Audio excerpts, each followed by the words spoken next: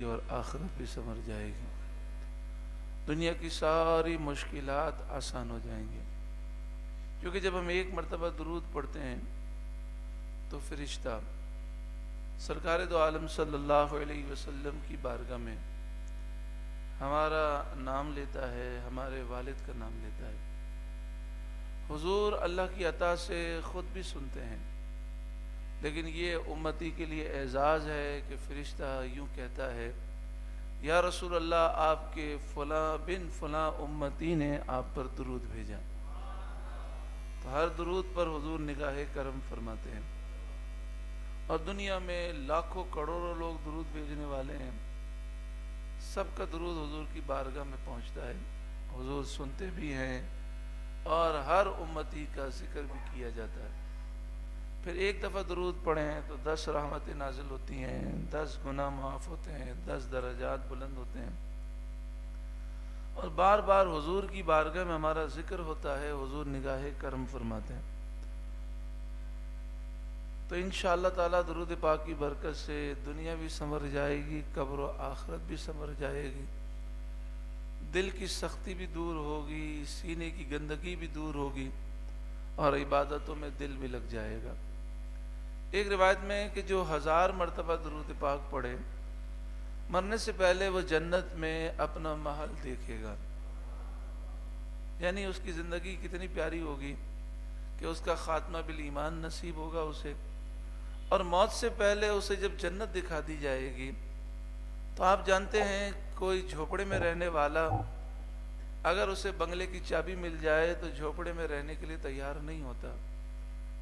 تو دنیا تو آخرت کے مقابلے میں جھوپڑا بھی نہیں ہے، کوئی ویلیو ہی نہیں ہے. تو جو درود پاک 1000 مرتبہ پڑھتا ہوگا، مرنے سے پہلے جب وہ جنت میں اپنا مکان دیکھ لے گا تو بتائیے اس کو موت کا کوئی افسوس ہوگا؟ وہ تو یہ تمنا کرے گا جلدی میری روح نکلے اور میں جنت میں پہنچوں. درود پاک کے معنی ہے اللہ کی بارگاہ میں دعا کرنا. جیسے ہم کسی کو سلام کرتے ہیں السلام علیکم، یہ بھی دعا ہے، آپ پر سلامتی ہو. تو الصلاۃ والسلام علیک یا رسول اللہ، یا رسول اللہ آپ پر درود و سلام نازل ہوں. اللہم صلی علی سیدنا محمد، اے اللہ ہمارے آقا و مولا محمد صلی اللہ علیہ وسلم پر درود نازل فرما. تو یہ دعا ہے. اور جب ہم حضور صلی اللہ علیہ وسلم کے لیے دعا کرتے ہیں تو اس میں فائدہ ہمارا ہے. وہ ہماری دعا کے حاجت مند نہیں ہیں، لیکن ہم ان کی نظر کرم کے حاجت مند ہیں. تو اب دعا ہے، اردو میں بھی ہو سکتی ہے، عربی میں بھی ہو سکتی ہے، فارسی میں بھی ہو سکتی ہے، کوئی بھی سیگا ہو سکتا ہے. یہ لوگوں کی تنگ نظری ہے کہ لوگوں نے اس دعا کو محدود کر دیا چند سیگوں میں. یہ حضور صلی اللہ علیہ وآلہ وسلم کے لیے اللہ کی بارگاہ میں دعا ہے، اور دعا کسی بھی لفظ میں ہو سکتی ہے. مصطفیٰ جان رحمت پہ لاکھوں سلام، یہ بھی دعا ہے. صلی اللہ علیہ وسلم، یہ بھی دعا ہے. الصلاۃ والسلام علیک یا رسول اللہ، یہ بھی دعا ہے، یعنی درود ہے. کسی سیگے میں مقید نہیں ہے. سے بعض لوگ کہتے ہیں کہ نبی کریم صلی اللہ علیہ وسلم نے فرمایا سب سے افضل درود درود ابراہیمی ہے. تو حضور سے پوچھا گیا یا رسول اللہ سب سے افضل دعا کون سی ہے؟ تو آپ نے فرمایا سورہ فاتحہ ہے.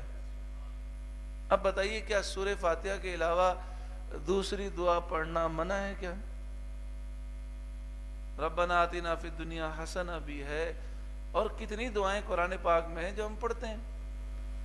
تو حضور نے فرمایا افضل دعا سورہ فاتحہ ہے. تو اسی طرح فرمایا افضل درود درود ابراہیمی ہے. تو اس کے معنی یہ نہیں ہے کہ درود ابراہیمی میں ہی درود مقید ہے، یہ بات درست نہیں. لیکن اس حدیث پاک کو اگر ہم پورا دیکھیں سیاق و سباق سے، تو حدیث پاک میں سوال کیا کیا گیا، جیسا سوال ہوتا ہے ویسا اس کا جواب ہوتا ہے. حدیث پاک میں صحابی یہ سوال کر رہے ہیں یا رسول اللہ صلی اللہ علیہ وسلم، ہم نے نماز میں التحیات پڑھ کر آپ کی بارگاہ میں سلام پیش کرنے کا تو طریقہ سیکھ لیا، بتائیے ہم نماز میں درود کون سے پڑھیں؟ تو آپ نے درود ابراہیمی سکھایا. کیونکہ نماز میں سلام پیش کر چکے ہیں، اب درود پیش کرنا باقی ہے۔ لیکن نماز سے باہر وہ درود پیش کرنا افضل ہے جس میں درود بھی ہو اور سلام بھی ہو، کیونکہ نماز میں دونوں چیزیں ہیں۔ السلام علیک ایھا النبی، اے نبی آپ پر سلام ہو، ورحمۃ اللہ، اور اللہ کی رحمتیں ہوں، وبرکاتہ، اور اللہ کی طرف سے برکتیں نازل ہوں۔ حضرت امام غزالی علیہ رحمہ نے فرمایا جب یہ پڑھیں السلام علیک ایھا النبی تو یہ تصور کریں، یقین رکھیں کہ میں حضور کی بارگاہ میں سلام پیش کر رہا ہوں، حضور ہمارے سلام کو سنتے بھی ہیں، جواب بھی دیتے ہیں۔ یہ مومن کے لیے نماز میں عقیدہ رکھنا ضروری ہے۔ السلام علیک ایھا النبی، ایھا النبی کے معنی اے نبی۔ کسی بھی نماز کی کتاب میں ترجمہ دیکھ لیں، یہی ترجمہ آپ کو ملے گا، اس کے علاوہ دوسرا کوئی ترجمہ نہیں ہے۔ السلام علیک ایھا النبی، اے نبی آپ پر سلام ہو، ورحمۃ اللہ، اور اللہ کی رحمت ہوں، وبرکاتہ، اور اللہ کی طرف سے برکتیں ہوں۔ تو سلام تو ہم نے سیکھ لیا، تحیات میں درود کیسے پڑھیں، تو آپ نے وہ درود سکھایا، اللہم صلی علی محمد وعلی آل محمد کما صلیت علی ابراہیم وعلی آل ابراہیم انک حمید مجید، اللہم بارک علی سیدنا محمد، یہ والا درود سکھایا۔ لیکن محدثین نے فرمایا نماز میں تو سلام بھی ہے، درود بھی ہے، تو نماز سے باہر ایسا درود پڑھنا افضل ہے جس میں سلام بھی ہو اور درود بھی ہو۔ کیوں؟ اس لیے کہ اللہ تعالیٰ نے فرمایا ان اللہ وملائکتہ یصلون علی النبی، بے شک اللہ اور اس کے فرشتے درود بھیجتے ہیں نبی پر۔ اللہ کا درود بھیجنا یہ ہے کہ اللہ اپنے نبی کے درجات بلند فرماتا ہے، اور فرشتوں کا درود بھیجنا یہ ہے کہ وہ حضور کی شان میں بلندی کی دعا کرتے ہیں۔ ان اللہ وملائکتہ یصلون علی النبی یا ایھا الذین آمنوا صلوا علیہ، درود بھیجو، آگے کیا ہے وسلموا تسلیما، اور خوب سلام بھیجو۔ تو دو چیزوں کا حکم ہے، درود بھی بھیجنا ہے، سلام بھی بھیجنا ہے۔ تو السلام علیک ایھا النبی میں سلام ہو گیا، اور اللہم صلی علی محمد میں درود ہو گیا، اور نماز کے باہر یہ دونوں کام کرنے ہیں۔ تو ایسا درود پڑھیں جس میں درود بھی ہو اور سلام بھی ہو۔ جیسے ہم درود ابراہیمی پڑھتے ہیں تو ہم پڑھیں اللہم صلی علی سیدنا و مولانا محمد، یہ درود پڑھنے کے بعد کہیں الصلاۃ والسلام علیک یا رسول اللہ، یا یہ کہیں السلام علیک ایھا النبی، تاکہ درود کے ساتھ کیا ہو جائے، سلام بھی ہو جائے۔ حدیث کی جتنی کتابیں ہیں اس میں جہاں رسول اللہ کا نام آیا اس کے بعد درود ضرور لکھا ہے، اس جملے کو دہرائیں، بخاری ہو، مسلم ہو، ترمذی ہو، حدیث کی ہر کتاب میں حضور کے نام کے ساتھ درود لکھا ہے نا، اور جب حضور کا نام سنے تو درود پڑھنا واجب ہے۔ لیکن کسی نے بھی یہ نہیں کہا کہ حضور کا نام آ جائے تو درود ابراہیمی لکھنا ضروری ہے۔ کبھی کسی کی حدیث کی کتاب میں آپ نے سنا قال رسول اللہ، پھر درود ابراہیمی لکھا ہو، کیا لکھا ہوتا ہے قال رسول اللہ صلی اللہ علیہ وسلم؟ اس کا معلوم یہ ہو کہ بخاری، مسلم، سارے محدثین کے نزدیک درود ابراہیمی پڑھنا کوئی فرض واجب نہیں ہے، دوسرے درود بھی پڑھے جا سکتے ہیں۔ اچھا آپ بتائیے، مجمع کے اندر جب کوئی رسول اللہ کا نام سنے محمد یا احمد تو پورے مجمع پر درود پڑھنا واجب ہے۔ اگر پورا مجمع پڑھتے صلی اللہ علیہ وسلم تو واجب ادا ہو جائے گا کہ نہیں؟ ہو جائے گا۔ درود ابراہیمی پڑھنا کسی نے بھی واجب قرار نہیں دیا، پڑھیے صلی اللہ علیہ وآلہ وسلم۔ لیکن درود زیادہ پڑھنے کے مقابلے میں افضل یہ ہے کہ بندہ توجہ سے پڑھے۔ اگر درود پڑھنے سے پہلے غسل کرے، اچھے کپڑے پہنے، خوشبو لگائے، پھر مدینہ منورہ کی طرف بیٹھ جائے اور اس طرف رخ کر کے مدینہ منورہ کی طرف، اور تصور میں حضور کی شان، عظمت، آپ کا حلیہ مبارک تصور کرتے ہوئے آنکھیں بند کر کے روتے ہوئے درود و سلام پڑھے، اس کی بات ہی کچھ اور ہے۔ اگر وہ غسل نہیں کر سکتا، تازہ وضو کر کے درود سلام پڑھے، اس کی بات ہی کچھ اور ہے۔ جمعے کی نماز کے بعد درود و سلام پڑھے اس کی بات ہی کچھ اور ہے، کیونکہ غسل بھی ہوتا ہے، جمعے کی نماز پڑھی ہوتی ہے، بڑی برکتیں ملتی ہیں۔ اعلیٰ حضرت امام اہل سنت نے جو درود پاک لکھا، صلی اللہ علی النبی الامی و آلہ صلی اللہ علیہ وسلم صلاۃ و سلام علیک یا رسول اللہ، یہ روایتوں میں سے 3 درود اعلیٰ حضرت نے لیے۔ کتنے درود؟ اور اعلیٰ حضرت نے کچھ الگ سے نیا کام نہیں کیا، کوئی درود ایجاد نہیں کیا، بلکہ جو 3 درود روایتوں میں موجود تھے ان کو ایک ترتیب سے جوڑ دیا تاکہ ہم پڑھیں ایک اور ہو جائیں کتنے؟ 3۔ تو جب ہم پڑھتے ہیں نا صلی اللہ علی النبی الامی و آلہ صلی اللہ علیہ وسلم صلاۃ و سلام علیک یا رسول اللہ، تو 3 درود ہم پڑھ لیتے ہیں، اور 100 دفعہ درود پڑھیں تو یہ 300 ہو جاتے ہیں۔ اس کی 40 برکتیں الوظیفۃ الکریمہ میں اعلیٰ حضرت نے لکھی ہیں۔ ان 40 برکتوں کا خلاصہ یہ ہے کہ یہ درود پاک اگر روزانہ پڑھا جائے یا کم از کم جمعے کے دن پڑھ لیا جائے تو رسول اللہ کا قرب نصیب ہو جاتا ہے، اور جسے دنیا اور آخرت میں محبوب کریم صلی اللہ علیہ وسلم کا قرب نصیب ہوا، اس کی دنیا بھی سنور گئی، آخرت بھی سنور گئی۔ میں اکثر یہ بات کہتا ہوں کہ اللہ کے ایک نیک بندے جو بظاہر عمر زیادہ نہیں ہے، جوان ہے، کاروباری آدمی ہے، مگر جسے اللہ چن لے، جس پر اللہ کا کرم ہوتا ہے، اللہ اسے اپنے محبوب کے عشق کے لیے، محبت کے لیے چن لیتا ہے، تو وہ دن رات درود پاک پڑھتے ہیں۔ اور کئی دفعہ نبی کریم صلی اللہ علیہ وسلم کی زیارات ہوئیں، اور کہتے ہیں جب بھی مجھے پریشانی ہوتی ہے تو میں منصوبہ بعد میں بناتا ہوں، سوچتا بعد میں ہوں کیا کرنا ہے، پہلے حضور پر درود پاک پڑھتا ہوں، مسئلہ خود ہی حل ہو جاتا ہے۔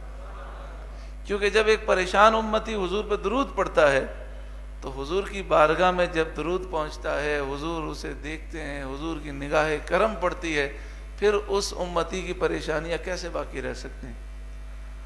تو کئی مرتبہ انہوں نے ہمارے آقا صلی اللہ علیہ وسلم کا دیدار کیا، تو میں نے ان سے پوچھا کہ آپ کون کون سا درود پڑھتے ہیں؟ تو کہنے لگے میں مختلف درود پڑھتا تھا، پھر مجھے یہ حکم دیا گیا کہ صرف یہی درود پڑھا کرو، تو اب میں دن رات یہی درود پڑھتا ہوں، صلی اللہ علی النبی الامی و آلہ صلی اللہ علیہ وسلم صلاۃ و سلام علیک یا رسول اللہ۔ ذرا میرے ساتھ مل کے پڑھیں، صلی اللہ علی النبی الامی و آلہ صلی اللہ علیہ وسلم صلاۃ و سلام علیک یا رسول اللہ۔ صلی اللہ علی النبی الامی، یہ لفظ امی جو ہے یہ عربی لفظ ہے، اور عربی لفظ کے کئی معنی ہوتے ہیں۔ جب اہل کتاب کے مقابلے میں یہ آتا ہے کہ یہ اہل کتاب ہیں اور یہ امی ہیں، تو ان سے مراد وہ لوگ ہیں جو توریت اور انجیل کے ماننے والے نہیں ہیں۔ جو توریت اور انجیل کو ماننے والے نہیں تھے وہ کسی شریعت کے ماننے والے نہیں تھے، ڈائریکٹ وہ پھر رسول اللہ پر ایمان لائے، انہیں امی کہتے ہیں۔ حالانکہ قریش مکہ میں کئی پڑھے لکھے تھے، لیکن پھر بھی انہیں کیا کہا جاتا ہے؟ امی۔ امی کا یہاں مطلب ہوتا ہے جو اہل کتاب نہ ہو۔ امی کا مطلب یہاں کیا ہوتا ہے؟ جو اہل کتاب نہ ہو۔ قرآن پاک میں یہ لفظ جہاں اہل کتاب کے مقابلے میں آیا ہے، اس کا مطلب یہ ہے کہ جب حضور نے اسلام کی دعوت دی تو 2 طبقات تھے، ایک یہودی تھے، ایک عیسائی تھے، اور دوسرا طبقہ وہ تھا جو نہ یہودی تھا نہ عیسائی تھا، انہیں امی کہتے ہیں۔ اس کا مطلب ان پڑھ نہیں ہے، بلکہ اس کا مطلب یہ ہے کہ وہ لوگ کہ جو یہودی بھی نہیں تھے، عیسائی بھی نہیں تھے، اور پھر حضور پر ایمان لائے، ان میں پڑھے لکھے بھی تھے، جیسے حضرت عمر رضی اللہ تعالیٰ عنہ اسلام لانے سے پہلے لکھنا پڑھنا جانتے تھے، بلکہ غزوہ بدر کے موقع پر نبی کریم صلی اللہ علیہ وآلہ وسلم نے جب 70 کافروں کے لیے فدیہ مقرر کیا کہ اتنا سونا دیں گے تو ہم آپ کو چھوڑ دیں گے، تو کچھ کافر ایسے تھے جن کے پاس سونا نہیں تھا، تو حضور نے فرمایا لکھنا پڑھنا جانتے ہو؟ تو انہوں نے کہا ہاں جانتے ہیں. تو آپ نے فرمایا میرے ایک مسلمان امتی کو کہ جو لکھنا پڑھنا نہیں جانتا اس کو سکھا دو تو میں تمہیں آزاد کر دوں گا. تو وہ کافر قیدی نے لکھنا پڑھنا سکھایا. اس کا مطلب تھے وہ کفار قریش، کفار مکہ تھے، لیکن لکھنا پڑھنا جانتے تھے. اور اس حدیث سے یہ بھی معلوم ہوا کہ حضور صلی اللہ علیہ وسلم نے علم پر کتنا زور دیا. آپ دیکھیں حضور نے علم پر کتنا زور دیا کہ جو کافر قیدی سونا نہیں رکھتا تھا، آپ نے فرمایا لکھنا پڑھنا جانتے ہو تو اتنے لوگوں کو لکھنا پڑھنا سکھا دو تو میں ہم آزاد کر دیں گے. تو اس سے معلوم ہوا کہ اسلام کی نظر میں تعلیم کی کتنی اہمیت ہے. خیر یہ الگ موضوع ہے کہ یہود و نصارہ نے اسکولوں، کالجوں، یونیورسٹیوں کا جال بچھا کر ہماری نسلوں کا ستیہ ناش کر دیا اور ہم نے ان چیزوں پر توجہ نہ دی.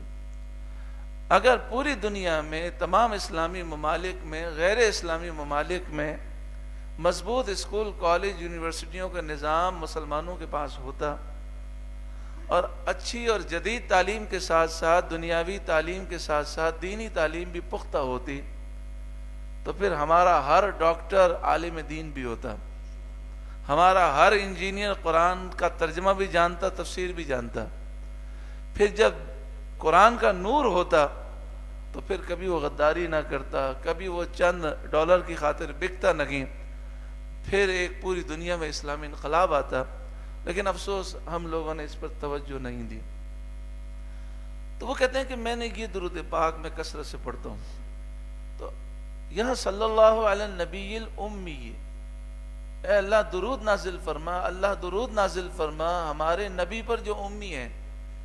یہاں امی کے معنی یہ ہیں جو سارے نبیوں، سارے فرشتوں، ساری مخلوق سے زیادہ علم رکھتے ہیں. ساری مخلوق، سارے فرشتوں، نبیوں کا علم جمع ہو جائے تو حضور کے علم کے سامنے وہ ایک ذرہ نہیں. لیکن دنیا میں ان کا کوئی استاد نہیں، یہ سارا علم اللہ نے ڈائریکٹ عطا فرمایا.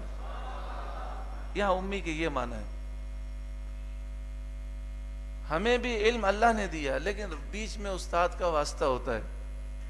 اللہ نے اپنے محبوب کو جب حضور کے لیے امی کا لفظ آئے دماغ میں بٹھا لیں کہ امی کے معنی یہ ہیں کہ جو اولین آخرین کا علم رکھتے ہیں، سارے فرشتے، سارے نبیوں، ساری مخلوق کا علم جمع ہو جائے تو حضور کے علم کے سامنے وہ ذرہ نہیں. مگر دنیا میں ان کا کوئی استاد نہیں، کسی انسان سے انہوں نے پڑھا نہیں ہے، ڈائریکٹ علم اللہ نے عطا فرمایا. یہ معنی ہے. جس نے یہ معنی سمجھ لیا اب جب پڑھے گا صلی اللہ علی النبی الامی وآلہ تو کیا عشق و محبت کی کیفیات ہوں گی. تو اعلیٰ حضرت نے یہ درود یہ والا جو شامل کیا اس میں بہت بڑی گہرائی ہے. صلی اللہ علی النبی الامی وآلہ صلی اللہ علیہ وسلم صلاۃ و سلام علیک یا سیدی یا سیدی یا سیدی یا رسول اللہ. جو 1000 مرتبہ درود پاک پڑھے تو صلی اللہ علیہ وسلم پڑھیں تو 20 منٹ یا 25 منٹ پڑھیں تو 1000 مرتبہ درود پاک ہو جاتے ہیں. انشاءاللہ مرنے سے پہلے جنت میں ہم اپنا مکان دیکھیں گے. دنیا میں بھی کامیابی ہے، آخرت میں بھی کامیابی ہے. اللہ تعالی ہم سب کو عمل کی توفیق عطا فرمائے.